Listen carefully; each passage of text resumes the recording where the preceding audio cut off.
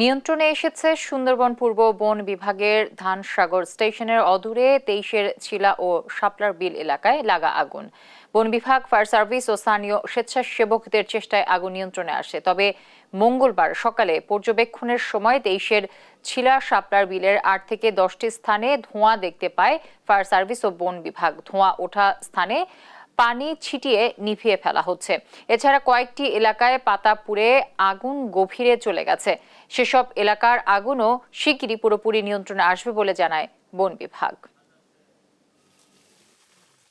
নিশ্চয়ই অবগত আছেন এবং আপনারা বারবারই দেখেছেন যে এই কয়েকদিনের মধ্যে আমরা 2টা অগ্নিকাণ্ড ফেস করেছি এই সুন্দরবনে।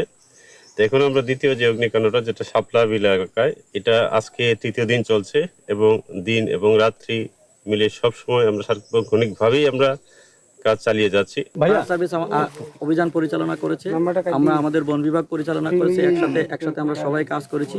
কিন্তু রাতে যতক্ষণ পর্যন্ত পানি ছিল আমরা আমাদের অভিযান অব্যাহত রেখেছি। মধ্যরাতে আমরা যেহেতু জোয়ারের পানি শেষ হয়ে গেছে, তখন আমরা রাতের জন্য কার্যক্রম ক্লোজ করি, কিন্তু ভিতরে অবস্থান করি। আবার ভোরবেলা আমরা এসে অবজারভেশন করি। অবজারভেশন থেকে কিছু কিছু জায়গাতে আমরা হালকা স্মোক দেখতে পাচ্ছি।